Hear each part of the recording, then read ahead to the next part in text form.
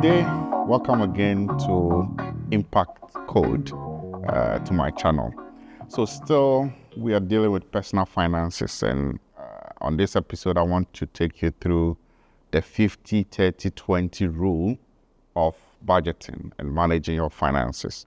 So this is a very effective budgeting tool which will help you improve your financial health. So in this series of episodes, I'll be taking you through understanding the fundamentals of the 50-30-20 rule, its origins and benefits it offers. Then I'll take you through a breakdown of the various expenses, 50, 20, 30, 20. So 50 being essential expenses, 30 being your wants, and 20 being your savings. Then finally, I'll discuss how to save and invest that 20% effectively in your financial decision making. So what is this 50-30-20 rule? So it's just a budgeting guideline that allocates 50% of your income to essential expenses, 30% to discretionary spending, and 20% to savings and investment, right? So essentially 50% for essential or needs, 30% for want, and then 20% for savings. The 50% is supposed to go into your essential expenses, which cover, necessary costs like housing, food, clothing, transportation, which should take up 50% of your income. Then the next 30%, it's more for discretionary spending, which includes non-essential expenses like entertainment and dining out and all those non-essential things that you can do without. You allocate 30% of your income to that. Then 20%, which is the last bit, goes into savings.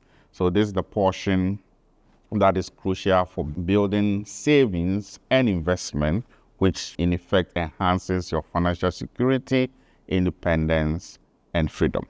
So where did this come from? The 50-30-20 rule. It was popularized by a senator in the US called Elizabeth Warren, who made it popular in his book, All Your Wealth, The Ultimate Lifetime Money Plan. So the rule draws upon traditional budgeting methods while making it easier by partitioning the various costs into 50, 30, 20, and makes it easier for you to manage your finances effectively. So what are the benefits? It just brings you structure, right? So it says that put 50% on your needs, put 30% on your wants, and have 20% savings towards investments for the future, building emergency funds and all that. So it promotes financial security. So if you're able to do that, you would realize that you build savings towards investments, and then that investment will bring you passive income, which will result in financial independence and ultimately financial freedom. It makes your spending more mindful, right? So once you have that structure, you become aware of where your money is going or what you're spending your income on, right? So you become more aware of your financial priorities and choices. It forces you to be aware, right? It's also a pathway to saving, right? So if you go into that structured arrangement where 20% of your income is going into savings, it forces you to save, which provides a clear pathway to investment, which allows you to set aside some funds for your future goals and invest them to build financial security, independence. And the rule can help individuals to avoid debt, right, by encouraging them to live within their means. So if you have that structure where you know that, okay, I have to spend 50% of my income on my needs, 30% on wants, and save 20%, it forces you to stay within your means and it helps you to avoid going into debt, right? Because you are forced within that structure to live within your means. So let's go into each one of them. We'll take the first one, which is the 50% part, which is supposed to take care of your essential expenses. So this is the first step in applying the 50-30-20 rule. So let me take you through some of the key items in the various categories: 50, 30, 20. So for 50, I mean, the most important one there is food, right? You need food to survive. Food and groceries, things that will help you to survive biologically. Then housing cost. So in Ghana, most people have to pay rent advance. If you're renting, you have to pay advance. I mean, people take as much as 2-3 years of rent advance. So if you have a monthly income and you're supposed to spend a part, which is a portion of that 50% on rent, the best for you to do is to have a rent account where every month you take a portion of that and put in that rent account. The good thing with that is if it's a savings account, it can earn you some, small interest as you build towards paying your next advance, because most landlords in Ghana will want to take 2 years rent advance from you. You can't wait until that 2 years and then you'll be found wanting, right? You will not get the money to pay the advance.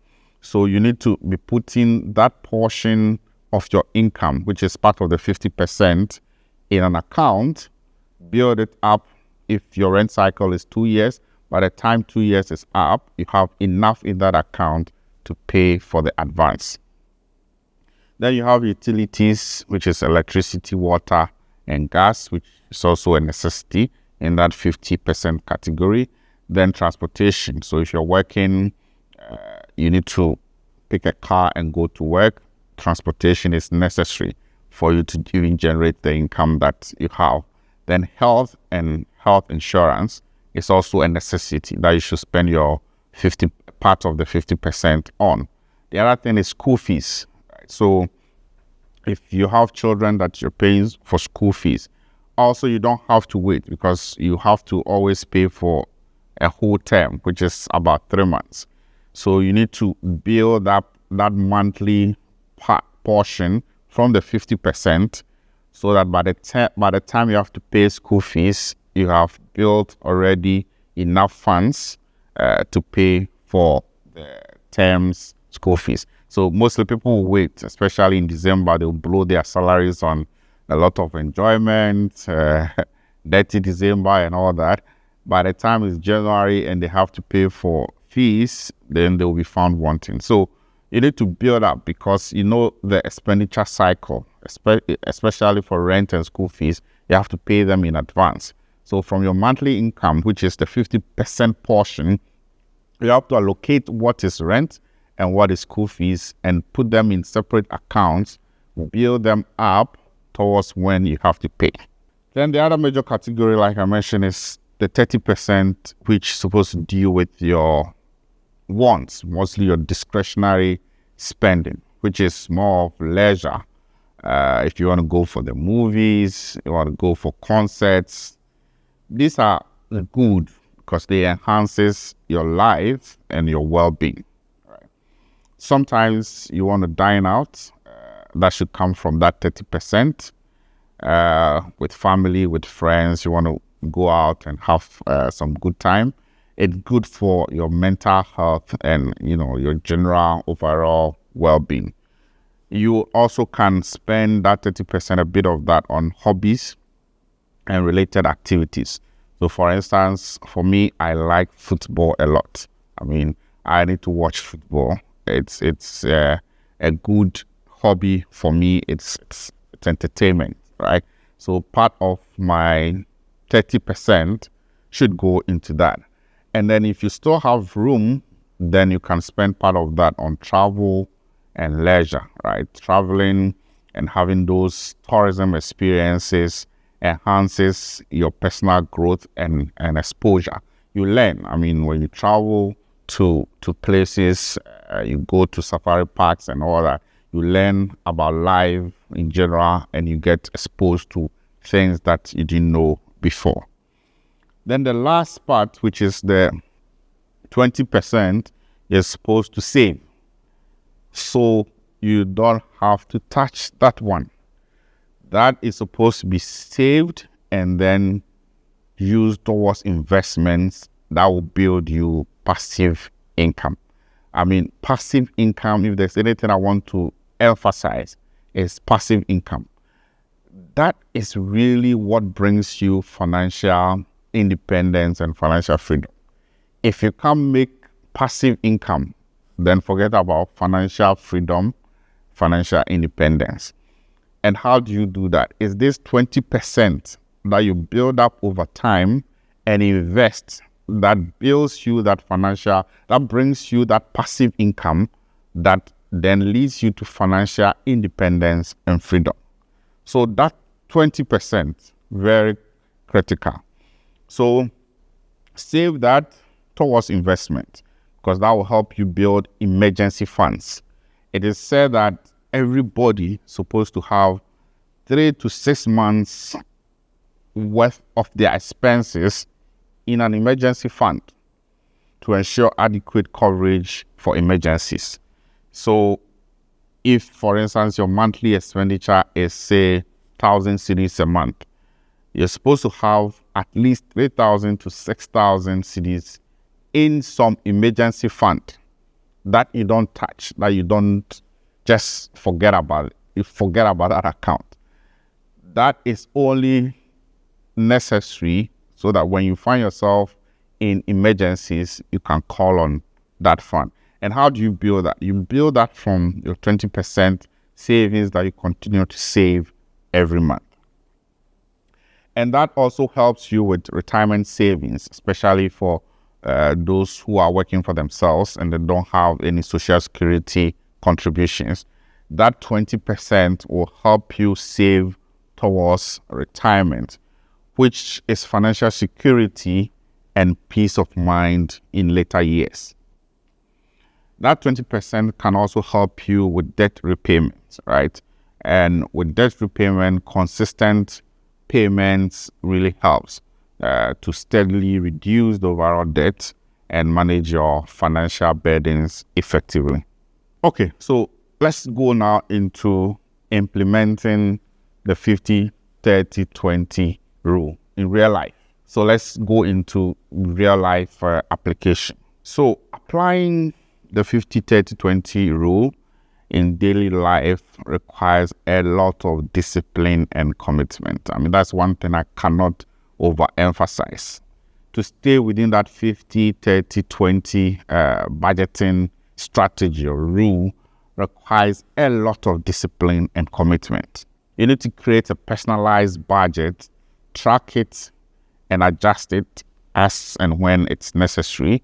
And you need to do that with a lot of discipline and commitment in order to achieve your financial goals. So first, it starts with creating a personalized budget where you have your income and your expenses broken down into the 50, 30, and 20 portions.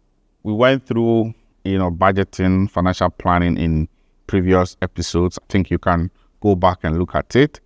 So you need to have that unique income and expenditure budget personalized for you, which will list all your income sources and the income amounts, and then we'll also list your expenses and the amounts, which is broken down into 50% for your needs, 30% for your wants and discretionary expenses, and then 20% which you leave as save towards investments.